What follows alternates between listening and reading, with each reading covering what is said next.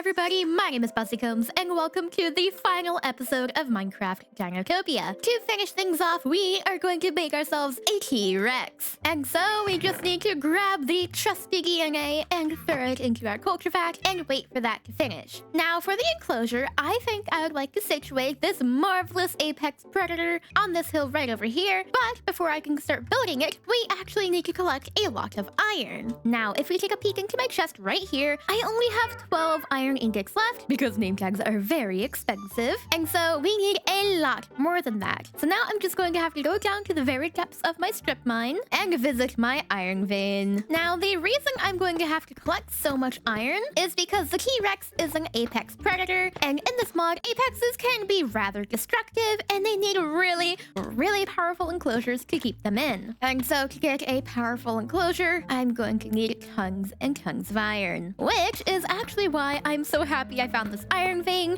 because without it, I would be in a lot of trouble. So I'm just going to mine and mine away until I have several stacks of iron ingots, and hopefully that will be enough. Uh-oh, there's a cave. I am going to want to light this up so we don't have any hostile mobs dropping on my head, like this creeper right over here. Please die. Thank you. Oh no, is this like a pretty big cave? Please don't be. Ooh, maybe I could find some diamond. Oh wait, centipedes exist. Oh jeez, that was a freaking cockroach. Okay, I'm done lighting this up. I think this should be good.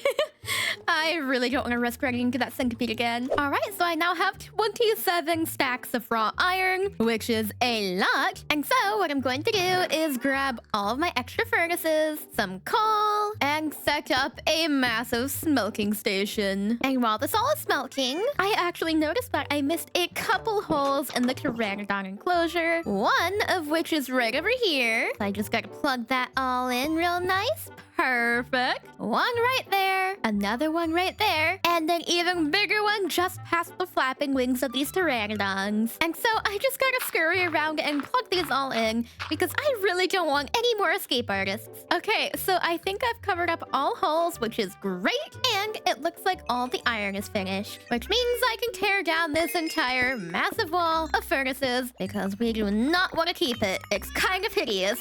All right, so now that we are completely stacked with iron, what I would like to do with all of this is actually mash it all together into a whopping 3 stacks of iron blocks. And with these, I'm going to throw them into the philosopher's workbench, and I'm going to figure out which of these looks best. So if I grab the pressed iron blocks, do these kind of merge together? Nope, they do not. I would prefer to have something that kind of meshes the texture together, but I'm not too sure if that's a possibility, and that's okay. But I want something that looks good. What about plated? Plated looks pretty nice. And layered?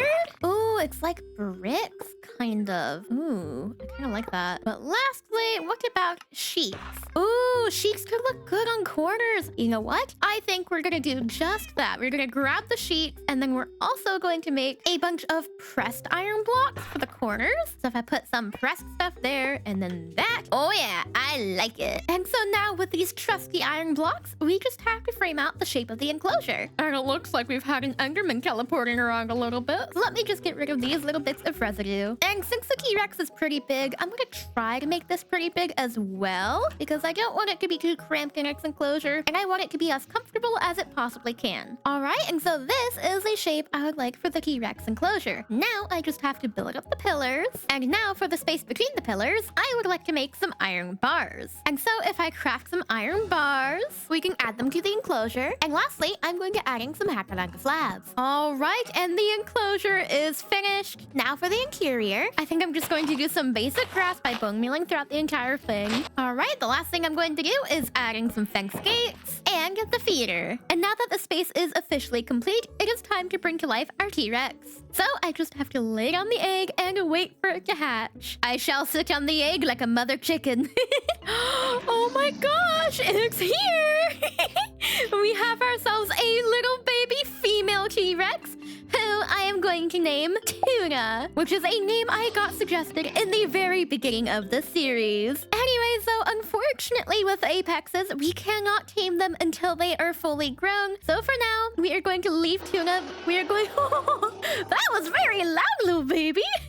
And Anyways, for now, we are going to leave Tuna in here, and we will come back once she's fully grown to tame her. And in the meantime, while we are waiting, I, of course, am going to get to a few errands around the park. So the first thing I'm going to do is name my pleiadiosauruses, because I completely forgot to, and one of you actually reminded me to do so. So first, we are going to name our marvelous... I'm drowning!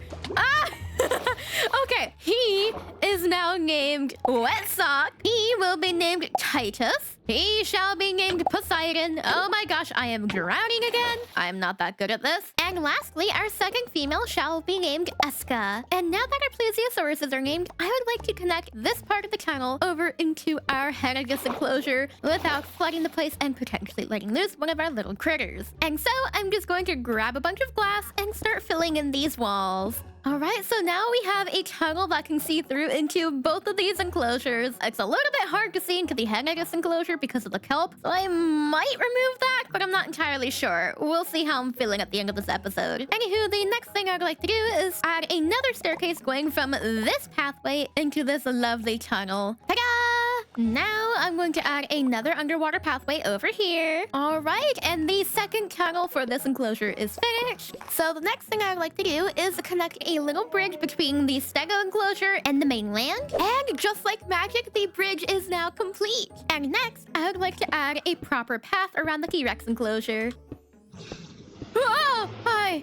Gosh, she's very close. I was not expecting that. Hello. You like steak? I do too.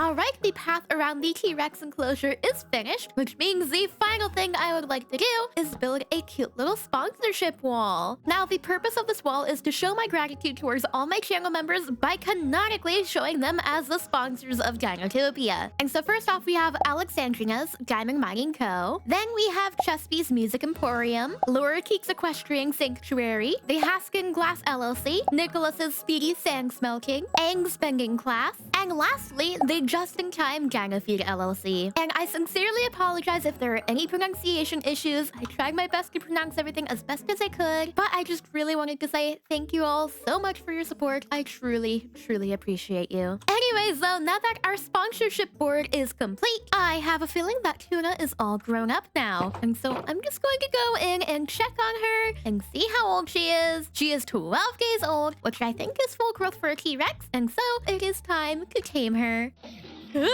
Yes, that's right. I'm going to tame you. We are going to be friends very soon.